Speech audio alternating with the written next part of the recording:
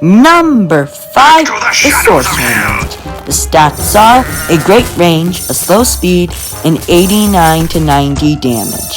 The Sorcerer Mage's basic attack also curses its target, dealing an additional 40 true damage and halving its armor for 5 seconds. It's a very powerful passive, and the Sorcerer Mage also has smart targeting, meaning that after the first target is cursed, the Sorcerer Mage will target the enemy behind it, afflicting them with the curse. This is good because if a Sorcerer Mage hits a cursed enemy, it won't deal an extra 40 true damage. The Sorcerer Mage stats are already pretty good, but its abilities are even better. The first one is Summon Elemental. This ability summons a single Earth Elemental on the path that has these stats: 90 health, 60% armor, and 50 to 70 damage.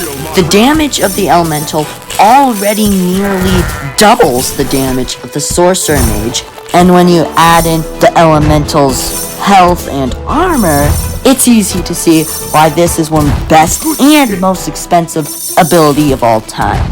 But it's also to see why the Sorcerer Mage's second ability, Polymorph, is also very powerful.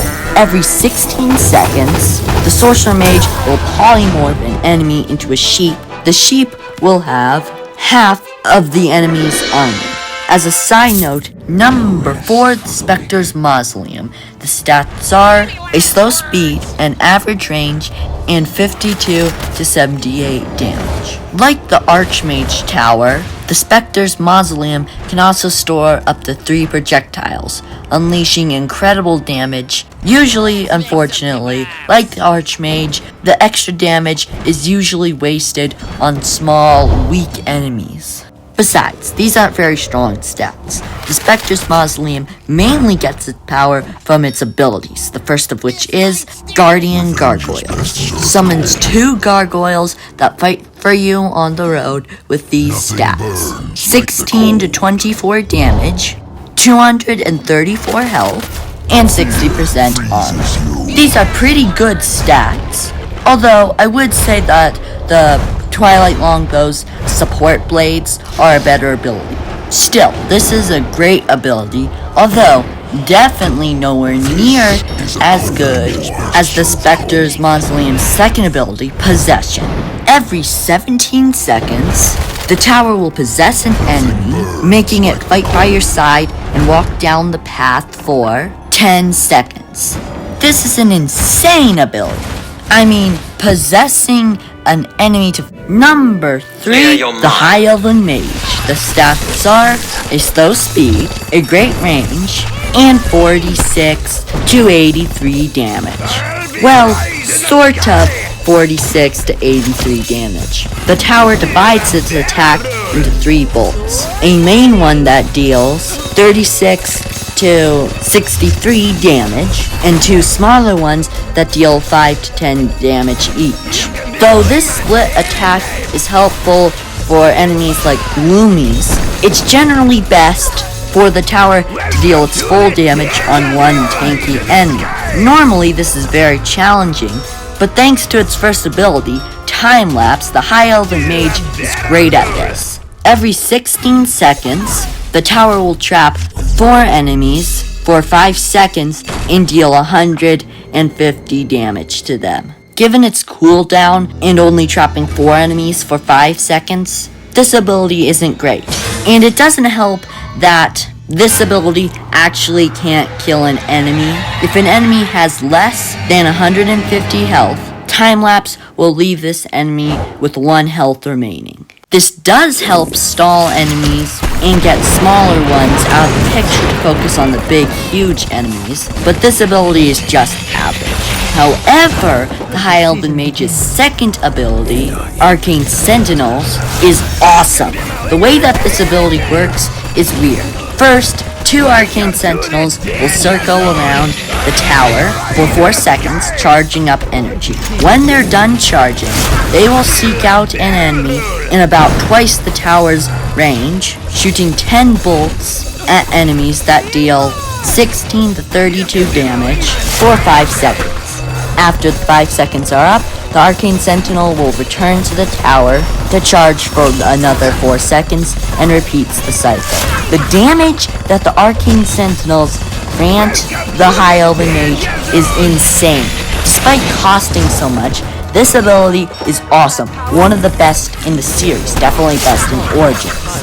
It's the main reason why the High Elven Mage is in this spot on the list. It's the best tower in Origins, and third best tower in the entire series.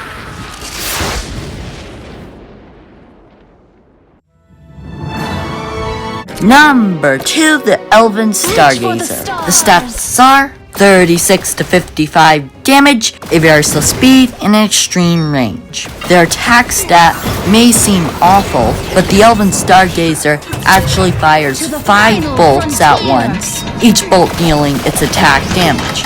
Altogether, these bolts will deal 182, 275 damage, which is an insane amount of damage, making the Elven Stargazer's attack utterly devastating when the tower fires out all 5 beams at the same target.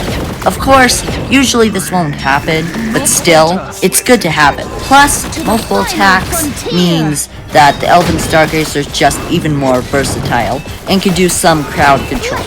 Of course, the Elven Stargazer won't have that much crowd control power unless you upgrade its first ability, Rising Stars. Every time the Elven Stargazer kills an enemy, or if a tower or another source of damage kills an enemy shortly after the Elven Stargazer attacked and is in that area, the enemy that's killed will explode into 5 stars that deal 36 to 54 damage each and stun their target for 0.8 seconds. This ability is insane. Not only does it strengthen the Elven Stargazer's crowd control, it also makes it insane. And making other sources of damage have this ability too, well, if they're near the Elven Stargazer and attack soon after the Elven Stargazer's attack anyway. I mean, seriously, this ability is so insane, it might just be the second best ability of all time. The same, however, cannot be said for the Elven Stargazer's second ability, Event Horizon. Every 18 seconds, the tower will teleport 6 enemies down the path. While this can be useful, it's super overpriced, and the cooldown is far too long for this ability to be called truly good, except in one condition. If you sell this tower while the Elven Stargazer is teleporting enemies, then the enemies will disappear from the screen, effectively being instant killed. While this is very useful to have in a tight pinch, it's a little clunky because you have to sell the tower to make the bug work. Plus, it's hard to count this in the tower's favor because it's a bug. Besides, the Elven Stargazer is awesome enough already. Only get this ability if you have extra gold or you know you're going to need it. Overall, the Elven Stargazer is obviously one of the best towers of all time. In fact, it's so powerful that it might seem like that this tower deserves to be at the top of the list. However, that just shows the power of the tower that is on top of the list.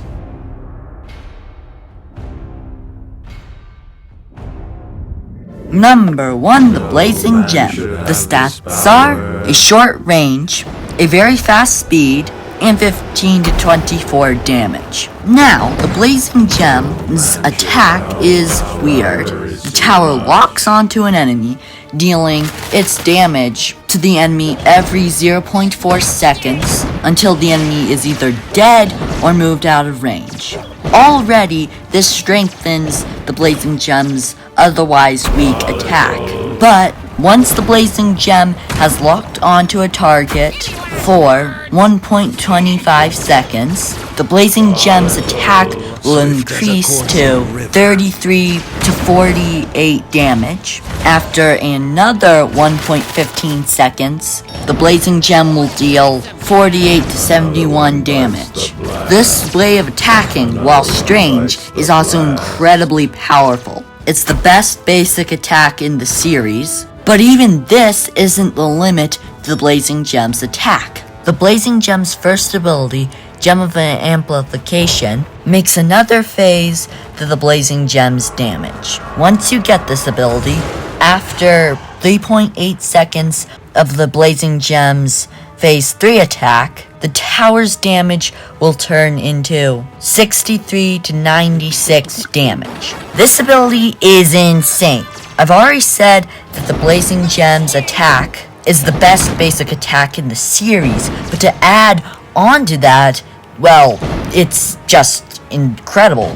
Gem of Amplification is the best ability in the entire Kingdom Rush series, just like the Blazing Gem is the best tower in the Kingdom Rush series. And this doesn't even include the tower's other two abilities, the first of which being Destructo Ray. This ability is an instant kill with a cooldown of 20 seconds. Despite having a longer cooldown than most instant kills, it makes up for it for a little by being cheaper than most instant kills. Even so, while nice to have, this ability isn't that vital. The Blazing Gem is already great at taking down big, tough enemies, although it is great when there's multiple tanky enemies. Of course, this tower being in Vengeance, there usually won't be two big tanky enemies at once. Of course, instant kills are always welcome, and this ability is still good, just not as important as Gem of Amplification. The Blazing Gem's last ability is Unstable Power. Every enemy that the Blazing Gem kills will explode, dealing 63 to 77 damage. Like Unstable Power, this is a pretty good ability, but not outstanding. Unstable Power does help negate the fact that the Blazing Gem's biggest weakness is grouped up enemies, but the damage is a little weak and the area is too small to consider this ability truly good. If by truly good, you mean mind-boggling broken. Overall, the Blazing Gem has little crowd control, but its high single target damage more than makes up for this weakness. In fact, it makes up for this so hard that the Blazing Gem easily earns its way to the top of the list.